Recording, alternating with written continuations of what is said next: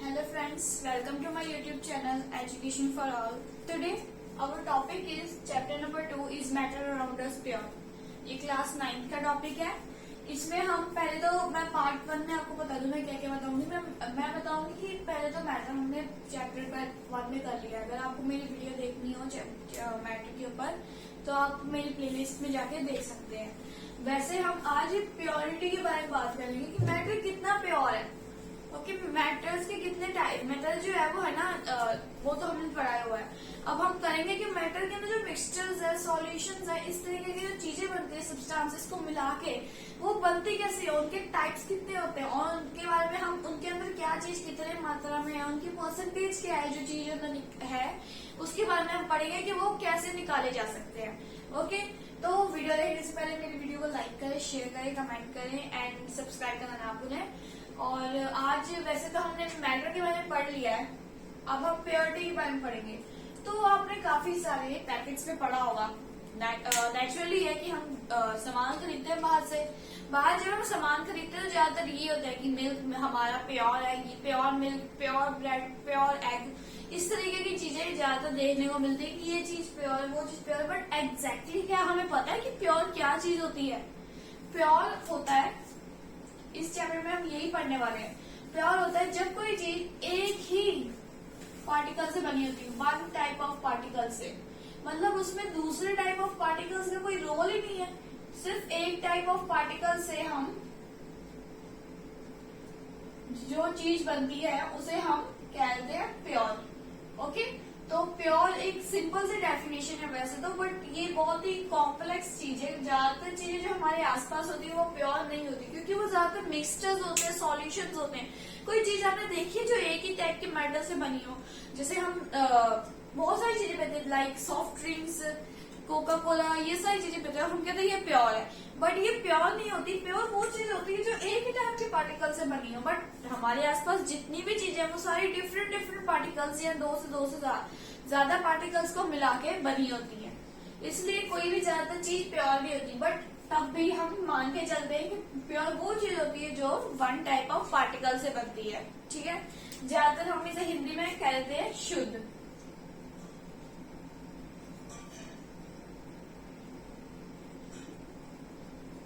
ये टॉपिक तो बहुत ही सिंपल है कि प्योरिटी क्या होती है और प्योर क्या होता है। इसकी एग्जांपल्स आप दे सकते हो, प्योर मिल्क, प्योर वेजिटेबल्स, इस तरीके से। ज्यादातर आजकल वेजिटेबल्स तो फर्टिलाइजर्स की वजह से उगती हैं, ऑर्गेनिक तो होती नहीं है, बट तब भी हम एक बार एग्जांपल्स तो दे ही सकते हैं। ठीक है, इसके बाद हम पढ़ेंगे मिक्सचर्स।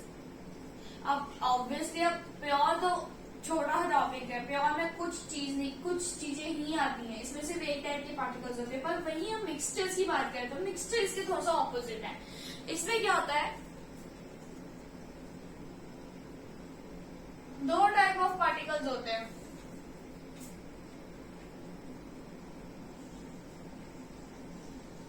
ओके, दो टाइप ऑफ पार्टिकल्स होते हैं। आप कह सकते हो दो या दो से ज्यादा भी हो सकते हैं वैसे तो, बट ज्यादातर हम दो ही मान के चलते हैं। ठीक है, दो टाइप ऑफ पार्टिकल्स होते हैं। दो टाइप ऑफ पार्टिकल्स जब मिक्स हो जाते हैं, then they form a mixture. ठीक है, जैसे आप मान लो सॉफ्ट ड्रिंक्स ले लो, आप अपने आसपास जितना भी खाना खाते हो वो भी एक मिक्सचर है। बहुत सारी चीजों का मिक्सचर है, नमक, हल्दी, मिर्च, मसाला, सब मिक्स होके एक साथ एक मिक्सचर बनाते हैं जिन्हें हम अपने खाते भी हैं और सामने हमारी डेली लाइफ में काफी सारी चीजें जो ज्यादातर मिक्सचर होती हैं। ओके, तो मिक्सचर के भी दो टाइप्स होते हैं। एक होता है होमोजीनियस,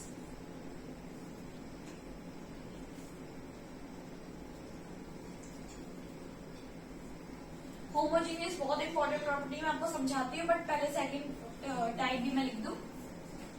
सेकंड टाइप है हेट्रोजीनियस।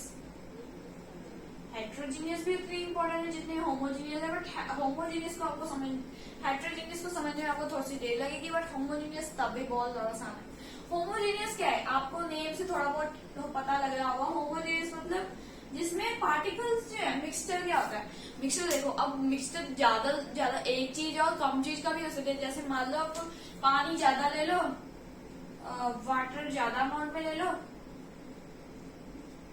और नमक कम अमाउंट में ले लो। ये एवरेज का मतलब है एयर, सॉल्ट कम अमाउंट में लिया और वाटर ज्यादा अमाउंट में लिया है। अब वाटर ज्यादा अमाउंट में ले लो और सॉल्ट कम अमाउंट में ले लो और दोनों को मिक्स कर दो। जब आप दोनों को मिक्स करोगे तो नमक वाला पानी बन जाएगा, ठीक है। पर हालांकि ये एक हेट्रोजीनियस मिक्सचर माना जाएगा। क्यों? क्योंकि इसमें पार्टिकल्स जो है वो बराबर नहीं थे। एक्चुअली क्या होता है, होमोजीनियस मिक्सचर में पार्टिकल्स जो होते हैं वो बराबर होते हैं। ओके, बराबर मीन्स की है ना, जो अगर वाटर जितना डला उतना नमक डले, जितना, और ये एक सैचुरेटेड सॉल्यूशन बनाते हैं। मैं सीधा सीधा अगर आपको बता दूं तो ये एक सैचुरेटेड सॉल्यूशन बनाते हैं। सैचुरेटेड सॉल्यूशन क्या होता है अब ये मैं आपको बाद में बताऊंगी। पहले हम होमोजीनियस और हेट्रोजीनियस पे चलते हैं, ठीक है। तो होमोजीनियस आपको बताती हूँ मैं। होमोजीनियस की एग्जांपल हो सकती है लाइक आप लस्सी पीते होंगे या फिर घर पे कोई भी चीज बनती, नींबू पानी, ऐसी चीजें बनती है जब, तो हम चीनी जो है वो एक डायरेक्ट प्रपोर्शन में डालते हैं वाटर की, है ना। अगर मतलब मान लो वाटर ज्यादा तो चीनी भी हम ज्यादा डालते हैं। वही नींबू नमक वाला पानी बनाना हो तो नमक हम अगर थोड़ा सा ज्यादा भी डालने पाए तब भी हम नमक उतना ही डालते हैं, क्योंकि नमक जो है वो जल्दी घुल जाता है, ठीक है। और हम चीनी वाले पानी मतलब जब हम नींबू पानी बनाते हैं तो तब हम पानी और शुगर को मिलाते हैं तो हम बराबर अमाउंट में मिलाते हैं। तो जिस मिक्सचर में जो पार्टिकल्स है वो बराबर अमाउंट में हो उसको होमोजीनियस मिक्सचर कहते हैं, और जिसमें बराबर अमाउंट में ना हो, ऊपर नीचे हो, ठीक है, उन्हें कहते हैं हेट्रोजीनियस मिक्सचर, ठीक है। ये जो पार्टिकल्स हम मिला रहे हैं इसमें, इनको कहते हैं सॉल्यूट और सॉल्वेंट,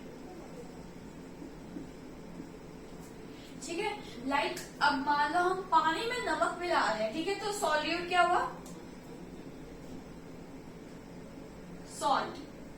और वही अब हम क्या करें, जो पानी है उसमें नमक मिला रहे हैं तो सॉल्वेंट क्या होगा, वाटर। अब आपको समझ में आई होगा सॉलिड और सॉल्वेंट क्या होता है, बस तब भी मैं एक बार समझा देती हूँ। जो चीज कम अमाउंट में होती है उसे हम सॉलिड कह देते हैं, जो चीज ज्यादा अमाउंट में होती है उसे हम वाटर कह देते हैं, ठीक है। अगर हम जिस चीज में मतलब जिस ज्यादा अमाउंट वाली चीज में हम कम अमाउंट वाली चीज मिलाते हैं, ठीक है, जैसे ये नमक है और ये वाटर है, जिस ज्यादा अमाउंट वाली चीज में हम कम अमाउंट ऑफ चीज डालते हैं उसे हम कहते हैं सॉलिड और सॉल्वेंट। जो कम अमाउंट वाली चीज है उसे हम कह देंगे सॉल्यूट, और जो ज्यादा अमाउंट वाली चीज है उसे हम कह देंगे सॉल्वेंट। ओके, तो आपको सॉल्यूट और सॉल्वेंट पता लग गया होगा। तो इसमें क्या था, हेट्रोजीनियस मिक्सचर में जो सॉल्यूट या सॉल्वेंट है, सॉल्यूट और सॉल्वेंट है वो नॉट इक्वल है। वही हम शुगर की बात करें, हम है ना वाटर की बात करें, तो यहाँ पे solute is equals to solvent. बाकी एक और प्रॉपर्टी होती है इसकी, हेट्रोजीनियस और होमोजीनियस की वेरी इंपॉर्टेंट प्रॉपर्टी आपको नोट डाउन करनी चाहिए, ठीक है। ये तो फर्स्ट था, ये थर्ड पॉइंट बना सकते हैं आप। थर्ड पॉइंट इसमें ये है कि जो होमोजीनियस मिक्सचर है उसमें हम देख नहीं पाते कि क्या मिला है क्या नहीं, मतलब वो एकदम क्लियर होता है, ऐसा लगता है जैसे कोई सॉल्यूशन नहीं बना हो हमारे पास प्योर चीज पड़ी हुई है, बट नहीं, हमारे पास प्योर नहीं होती।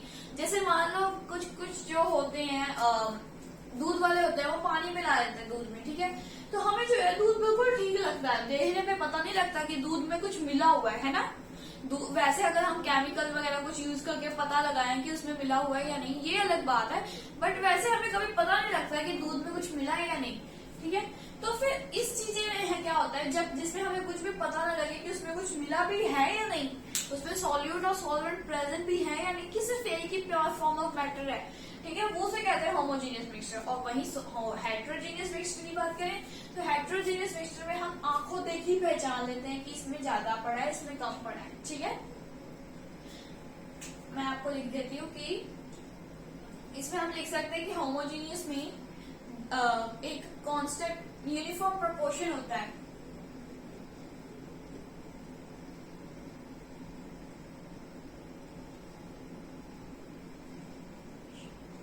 यूनिफॉर्म प्रोपोर्शन होता है ऑफ व्हाट, पार्टिकल्स।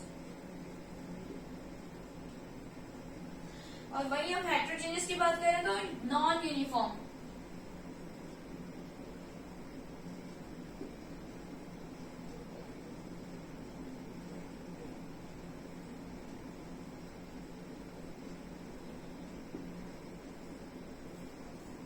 ओके, ये नोट डाउन हो गया होगा। अब इसके बाद आगे करते हैं हम। इसके आगे है सॉल्यूट और सॉल्वेंट का आपको पता लग गया। अब कुछ प्रॉपर्टीज पढ़ते हैं, जैसे सॉल्यूशन की कुछ प्रॉपर्टीज। सॉल्यूशन क्या होता है, सबको पता होगा। सॉल्यूशन क्या होता है? सॉल्यूशन वो होता है जिसमें सॉल्यूट और सॉल्वेंट प्रेजेंट होते हैं, ठीक है। सॉल्यूशन हमेशा एक होमोजीनियस मिक्सचर होगा, ठीक है। Solution is always a homogeneous mixture of two और मोर सब्सटेंसेस, ओके। क्या होगा? सॉल्यूशन एक होमोजीनियस मिक्सचर होगा। ये प्रॉपर्टी इसकी याद रखनी है, होमोजीनियस ही है, हेट्रोजीनियस नहीं होगा कभी भी वो, ठीक है। जो चीज हेट्रोजीनियस है वो कभी सॉल्यूशन नहीं हो सकती, ठीक है। तो हम सॉल्यूशन की कुछ प्रॉपर्टीज पढ़ते हैं। जैसे सॉल्यूशन जो होता है वो होमोजीनियस होता है, पहली प्रॉपर्टी तो यही है।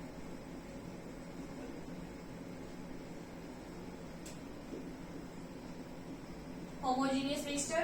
After that, the second property is their particles is very smaller. Small particles.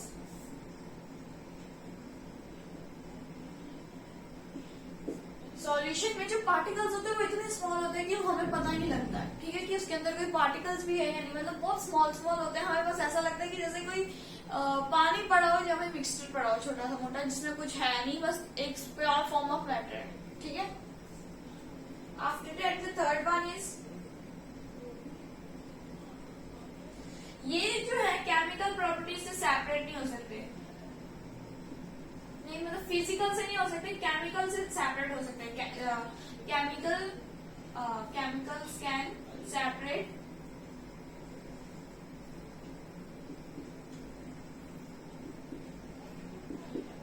Can separate it, but जो सॉलिड पार्टिकल्स होते हैं वो हमेशा ज्यादातर मिक्स हो जाते हैं, इस वजह से हम ज्यादातर इसे ना सेपरेट नहीं कर पाते। बट कुछ केमिकल प्रोसेसेस से हम इसे सेपरेट कर सकते हैं। यहाँ पर प्रोसेसेस भी लिख लिए।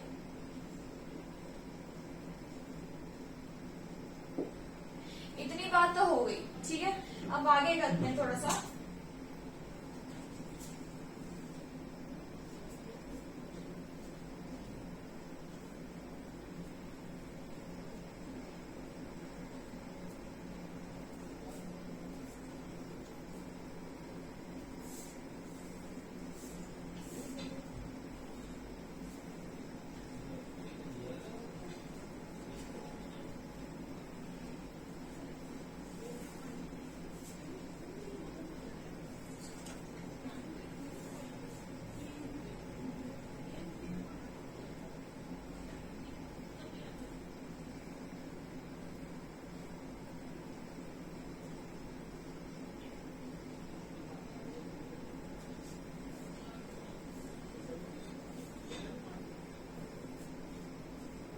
अब हम पढ़ेंगे कॉन्सेंट्रेशन ऑफ ए सॉल्यूशन।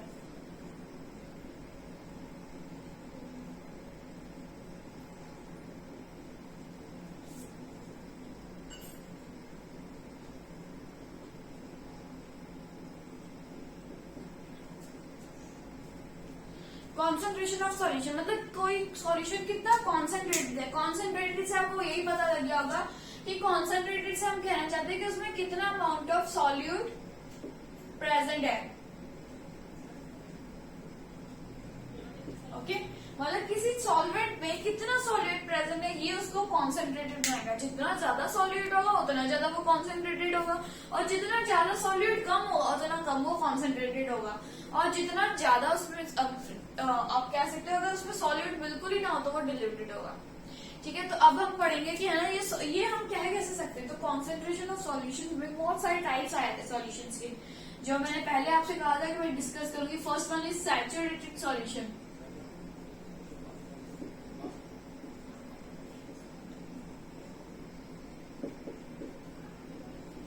ऐसा सॉल्यूशन जिसमें हम सॉल्यूट मिक्स करते हैं, ठीक है, और उसके बाद वो ऐसे लेवल पे पहुंच जाता है सॉल्यूट कि आगे हम उसकी कुछ मिक्स कर ही नहीं सकते कोई सॉल्यूट।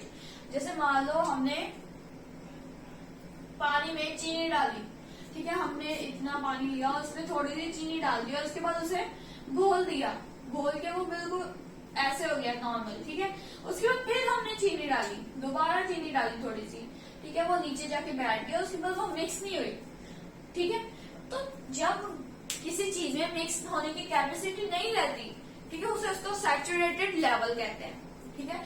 सैचुरेटेड सॉल्यूशन वो होता है जिसमें हम ऐसा सॉल्यूशन जिसमें अमाउंट ऑफ सॉल्यूट जो है वो पूरी तरीके से ढल गया होता है और अब वो और सॉल्यूट झेलने के लायक नहीं बचता सॉल्यूशन। इस तरीके के सॉल्यूशन को हम सैचुरेटेड सॉल्यूशन कहते हैं, ठीक है। तो मान लो ये वाटर है, इसमें हमने शुगर डाली, मैं फिर से एग्जांपल समझा रही, जैसे हमने इसमें वाटर पे शुगर डाली तो वो मिक्स हो गया था, तो वो एक सैचुरेटेड सॉल्यूशन बन गया था आफ्टर मिक्सिंग।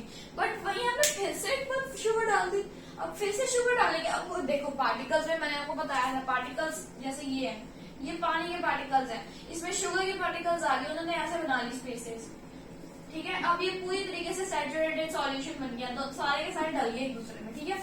उसके बाद हम फिर चीनी डाल दें, फिर कहाँ से इसके अंदर स्पेसेस बना के देना, जो पार्टिकल्स है वो अंदर घुसे नहीं ना घुस सकते। तो इस तरीके से ये सैचुरेटेड सॉल्यूशन जो है वो बन गया था जब हमने इसमें है ना बिल्कुल बराबर, जब है ना आगे इसकी कैपेसिटी नहीं रही थी, ठीक है, जब सिर्फ उस लेवल को हम सैचुरेटेड सॉल्यूशन कहते हैं। बट वहीं अगर हम अनसैचुरेटेड की बात करें,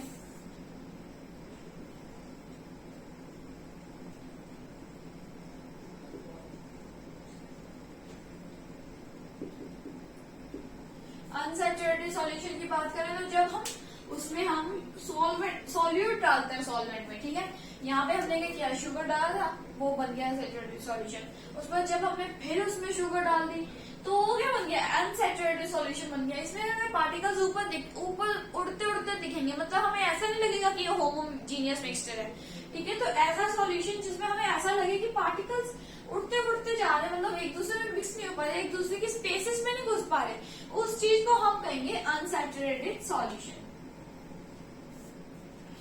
आई थिंक आपको इतना तो समझ में आ गया होगा। इसके बाद हम पढ़ेंगे एक और चीज जिसका नाम है कॉन्सेंट्रेशन ऑफ सॉल्यूशन। तो मैंने आपको बता दिया।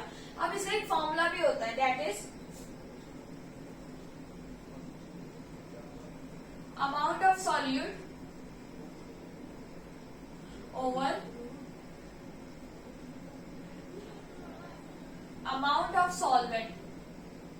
दैट इज आपके पास कितना सॉलिड है और कितना सॉल्वेंट है, उन दोनों को जब आप डिवाइड करोगे तो आपके पास एक कॉन्सेंट्रेशन आ जाएगी, कितना आपका जो सॉल्यूशन है वो कॉन्सेंट्रेटेड है, ठीक है। ज्यादा कॉन्सेंट्रेटेड होगा तो फिर देख लो है ना, आपका जो सॉल्यूट होगा वो है ना ऑब्वियसली सॉल्वेंट से ज्यादा होगा, है ना। तो इस तरीके से हमें पता लगेगा कि कितना कॉन्सेंट्रेटेड है, और हम मास by mass percentage of solution भी निकाल सकते हैं by formula.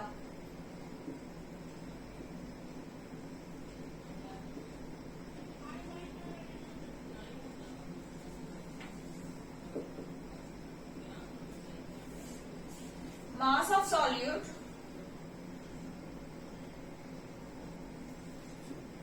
over mass of solvent, sorry mass of solution। Okay, इसमें आपको थोड़ा सा अलग है, ज्यादा अलग नहीं है, बस थोड़ा सा अलग है। क्या करना होगा आपको, मास ऑफ सॉल्यूट होगा, मास ऑफ सॉल्यूशन करना होगा, और इनटू 100, जैसे आप अपने मार्क्स निकालते हो परसेंटेज करके, है ना, महीने के साल के एंड में हम क्या करते हैं, मार्क्स निकालते हैं और फिर हमें उसकी परसेंटेज करने लग जाते हैं। उसी तरीके से आइए, जितने आपके मार्क्स आए हैं ओवर टोटल मार्क्स इनटू 100, इससे आपको परसेंटेज मिल जाएगी कि मास by mass percentage of A solution क्या है, ठीक है। इसके आगे एक और है, mass by volume percentage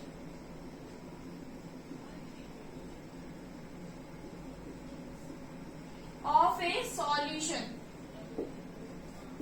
So देखो, mass of solute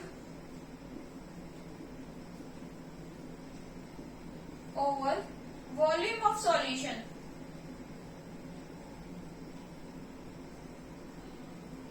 into 100 will gives you the mass by volume percentage of a solution। देखो ये भी बिल्कुल मास जैसा ही है और कुछ कोई चक्कर नहीं है। मास बाय मास सॉल्यूट का और वॉल्यूम ऑफ सॉल्यूशन का इनटू 100 कर देंगे, हमें अपने आप मिल जाएगा mass by volume percentage of A solution.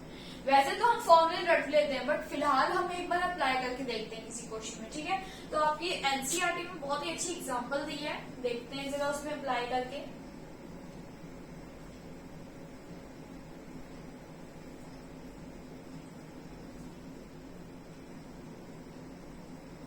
आपको दिया हुआ है कि एक सॉल्यूशन है,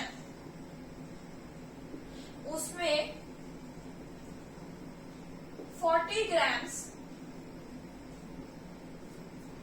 कॉमन सॉल्ट है।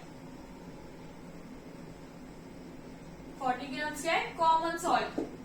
और क्या है? वो भी 320 ग्राम, उन्होंने ये भी गिवन किया हुआ है 320 ग्राम ऑफ वाटर में। मतलब क्या है? वाटर में हमने नमक मिलाया 40 ग्राम्स, ठीक है। और उन्होंने कहा है कॉन्सेंट्रेशन बताओ सॉल्यूशन की by in mass by mass percentage.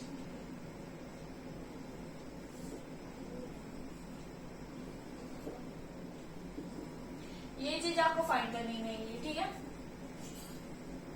मैंने हाईलाइट कर दिया। अब हम इसका सॉल्यूशन निकालते हैं। तो पहले तो हमें क्या गिवन है? मास ऑफ सॉल्यूट गिवन है। सॉल्यूट वो होता है, मैंने आपको पहले बता दिया, सॉल्यूट वो होता है जो कम अमाउंट में होता है। तो कम अमाउंट में हमारे पास क्या है? ऑब्वियसली कॉमन सॉल्ट, तो दैट इज 40 ग्राम्स। और वहीं अब हम मास ऑफ सॉल्वेंट की बात करेंगे।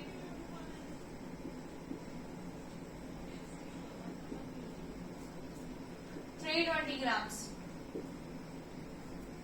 320 ग्राम्स हमें क्या दिया? सॉल्वेंट। सॉरी। अब हम मास ऑफ सॉल्यूशन निकालेंगे।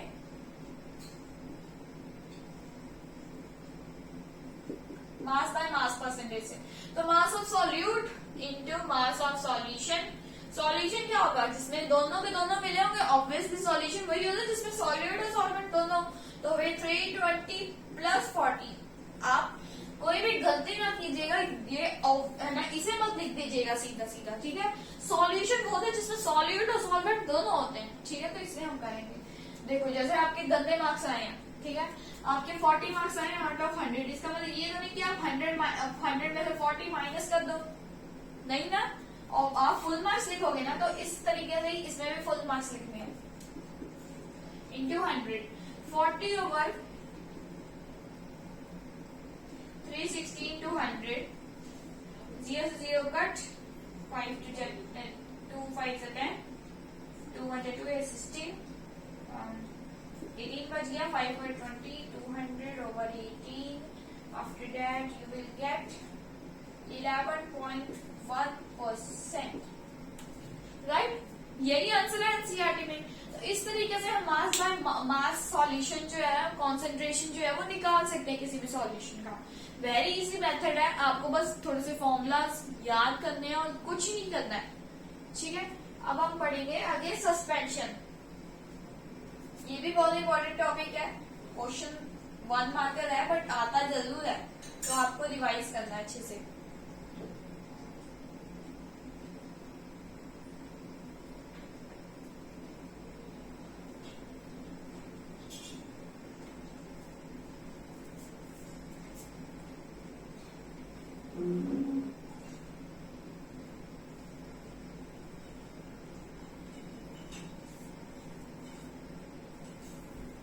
अगला है हमारा सस्पेंशन।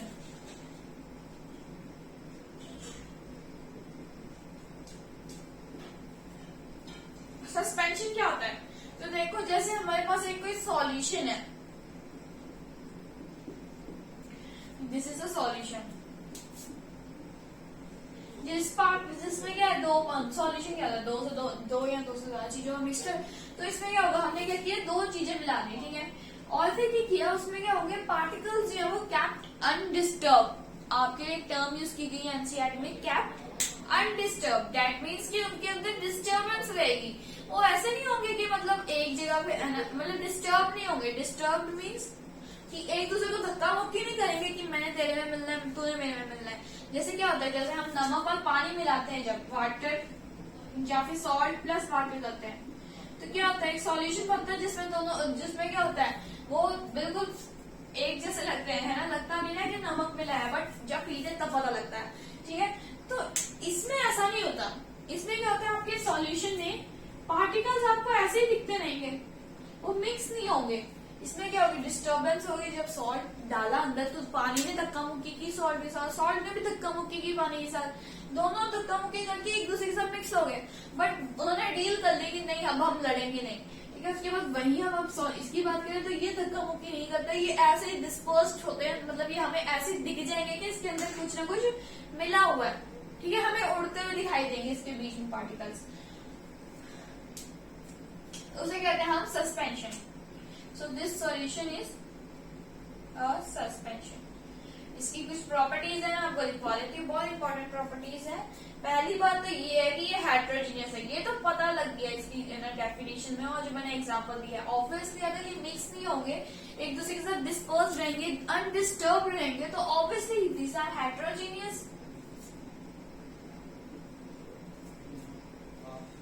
और जो पार्टिकल्स हैं वो हम नेक्ड आई से देख सकते हैं, जैसा कि मैंने अभी बताया, necked I can see them.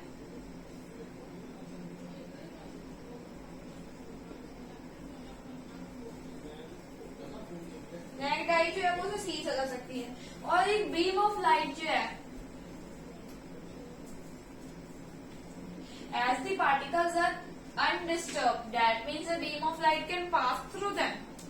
Okay, so a beam of light can pass through them.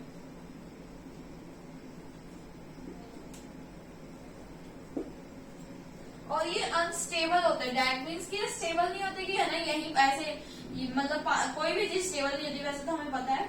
जैसे यहाँ पे पार्टिकल है तो यहीं पर रहेगा, ये इधर उधर होता रहेगा बट मिक्स नहीं होगा, बस इतना ही है।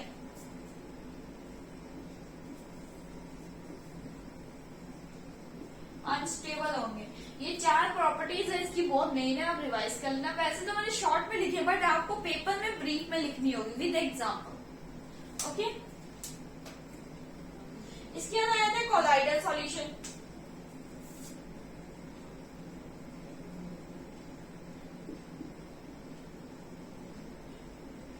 This is also a very important term. Colloidal solution क्या होता है, जिसमें कोलाइड्स होते हैं, दैट मीन्स कि उसके अंदर जो पार्टिकल्स हैं वो हेट्रोजीनियस मिक्सचर में ही होते हैं। ठीक है, जैसे मान लो कि दूध है, दूध is a colloidal solution, right. दूध जो है सबसे अच्छी एग्जांपल है इसकी, दूध कोलाइडल सॉल्यूशन होता है, वो हेट्रोजीनियस सॉल्यूशन होता है। उसमें दूध वैसे तो हमें देने में ऐसा लगता है जैसे वो होमोजीनियस है, बट ऐसा नहीं है। ठीक है, और इसमें पार्टिकल्स बहुत छोटे छोटे होते हैं कोलाइडल सॉल्यूशन में, वो हमें दिखते नहीं है, बट वो अनडिस्टर्ब्ड होते हैं, वो है ना हेट्रोजीनियस मिक्सचर टाइप होते हैं। ठीक है, तो सबसे पहले तो मैं इसकी प्रॉपर्टी इस तरफ लिख रही हूँ, दीज आर हेट्रोजीनियस। मिल्क किसकी एग्जाम्पल है, milk is best example of it.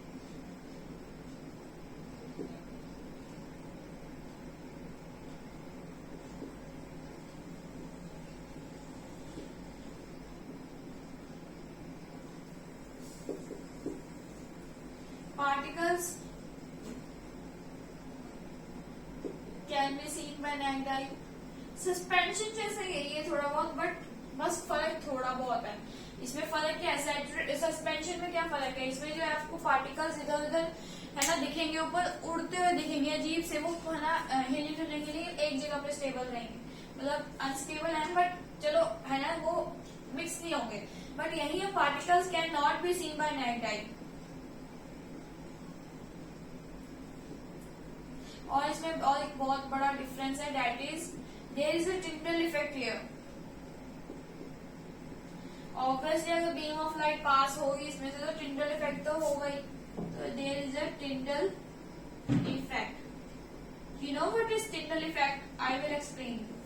ठीक है, टिंडल इफेक्ट। और एक और पॉइंट लिख लो कि light, a beam of light can pass through it.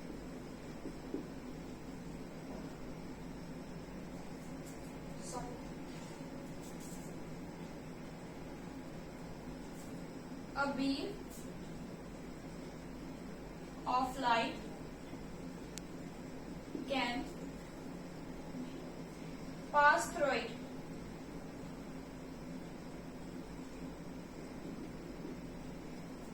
Okay, a beam of light can pass through it.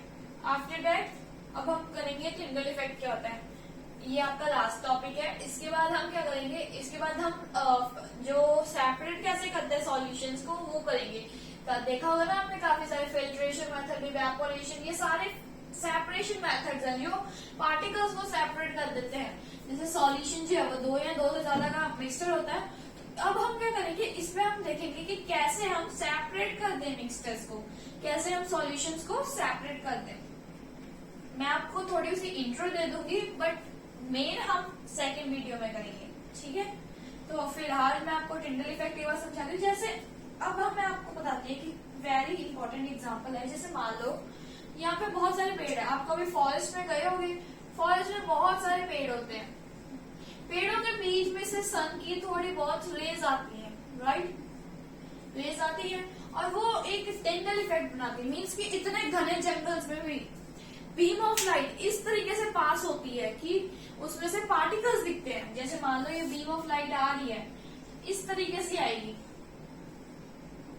देखो घना जंगल है, बिल्कुल घना जंगल, ऊपर आप देखोगे तो ऊपर से थोड़ी लाइट आएगी, बट वो दिखता तब भी हमें सब कुछ है। क्यों?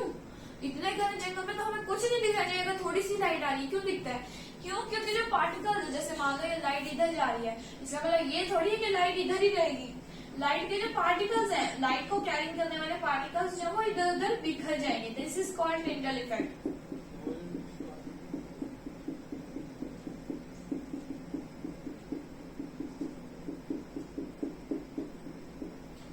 इधर उधर बिखर जाएंगे, जिसकी वजह से क्या होगा? टिंडल इफेक्ट क्रिएट होगा। और इस टिंडल इफेक्ट की वजह से क्या होगा? हमें आसपास की चीजें दिखेंगी। तो वही बात है कि है ना, ये जैसे कोलाइडल सॉल्यूशन है, कोलाइडल सॉल्यूशन के थ्रू अगर हम टॉर्च मारेंगे तो ये जो लाइट है ये पास हो जाएगी और हमें इससे आर पार दिख जाएगा। ठीक है, इससे आर पार हमें लाइट के दिख जाएगी। और जब हम यहाँ पे लाइट मारेंगे तो यहाँ पे जो इमेज बनेगी उसके अंदर हमें इसके थोड़े थोड़े छोटे छोटे पार्टिकल्स दिख रहे होंगे इमेज में।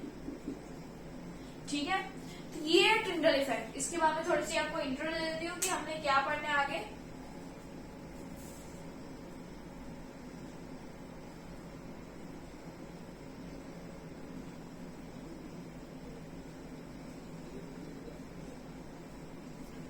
देखो अब हम क्या करेंगे कि सेपरेशन के क्या मेथड्स है। सेपरेशन के बहुत सारे मेथड है। सिंपलेस्ट मेथड में आपको एक समझाए थे, दैट इज इवेपोरेशन। इवेपोरेशन हम पिछली क्लास में बहुत डिटेल में किया है हमने, बट तब भी हम एक बार फिर इवेपोरेशन कर लेते हैं। इवेपोरेशन क्या है? एक ऐसा मेथड है जिसमें हम किसी सॉलिड पार्टिकल्स को लिक्विड पार्टिकल्स में से सेपरेट कर देते हैं। जैसे मान लो आपके पास सी वाटर है, sea water is the best example of evaporation. Sea water लिया हमने, सी वाटर में वाटर जो है वो हमने क्या कर दिया? सेपरेट कर दिया बाय इवेपोरेशन। वाटर हमने सेपरेट कर दिया। क्या किया हमने? हीट सप्लाई की। This is the symbol of heat. ठीक है, हीट सप्लाई की हमने। हीट जब हमने सप्लाई की तो वाटर जो है वो वेपर में बन गया, वेपर। और जो नमक है उसके वाटर के अंदर क्या होता है? सी वाटर के अंदर नमक। सॉल्ट जो है वो नीचे एक तरीके से रह गया। जैसे आपने डीकम्पोजिशन रिएक्शन पढ़ा होगा, नहीं पढ़ा होगा वैसे तो मोस्टली, बट डीकम्पोजिशन रिएक्शन में क्या होता है? ज्यादातर जो नीचे चीज है वो रह जाती है और ऊपर जो है बाकी इवेपोरेट हो जाता है हीट की वजह से। ठीक है, ये आपको मोस्टली बी क्लासेस में आएगा, बट तब भी मैं आपको बता रही हूँ। ठीक है, इसमें कोई चीज डीकम्पोज होके अपना जो क्लोराइड नाइट्राइड या आप बाहर की जगह पढ़ोगे, इसको सेपरेट कर देती है और फिर जो चीज बनती है वो नीचे रह जाती है, सॉलिड पार्टिकल्स। इसमें भी यही है, जो लिक्विड पार्टिकल्स है वो वेपराइज हो गए और जो सॉलिड पार्टिकल सॉल्ट था वो क्या रह गया? नीचे रह गया। ठीक है, और इसकी वजह से हमें नमक मिल गया। जैसे आपने डांडी मार्च देखा होगा, डांडी मार्च बहुत अच्छी एग्जाम्पल है इसकी। डांडी मार्च में क्या हुआ था? जो ब्रिटिशर्स है उन्होंने नमक के रेट्स बढ़ा दिए थे। जो भी हमारे यूजुअली चीजें थी जो हम डेली लाइफ में यूज करते थे, तंबाकू, सॉल्ट, इन सब के रेट्स इतने हाई कर दिए थे और कहा था कि सिर्फ ब्रिटिशर्स की खरीदेंगे चीज, इंडियंस की कोई चीज नहीं खरीदेगा। ठीक है, इस तरीके की चीजें कह रही थी और टैक्स बहुत सारे इम्पोज करते थे। तो गांधी जी ने क्या किया था? दांडी मार्च की थी। दांडी मार्च में उन्होंने दांडी के बीच पे जाके क्या किया था? वहां पे सी वाटर जो था उसे इवेपोरेट किया। इवेपोरेट करके क्या हुआ? सॉल्ट आ गई। उस सॉल्ट को उन्होंने इंडियंस को कहा यूज करो। ठीक है, इस तरीके से हमें इवेपोरेशन की एक बेस्ट एग्जांपल मिलती है बाय दांडी मार्च। इसके बाद बहुत सारे है ना मेथड्स हैं, दैट इज फिल्ट्रेशन, वो हम अगली क्लास में पढ़ेंगे पार्ट 2 में। फिलहाल पार्ट 1 कंप्लीट हो गया है। आपको ये सारे के सारे नोट्स अगर समझ में आ गए हो तभी आप अगला कर सकते हैं, क्योंकि ये जो चीजें हैं ये आपकी बेसिक है। ठीक है, और अगर आपको मेरी वीडियो अच्छी लगी हो तो प्लीज लाइक करें, शेयर करें, कमेंट करें और सब्सक्राइब करना मत भूलें। और अगर मेरी न्यू वीडियोस चाहते हैं तो प्लीज पर्सनलाइज कीजिए। Thank you.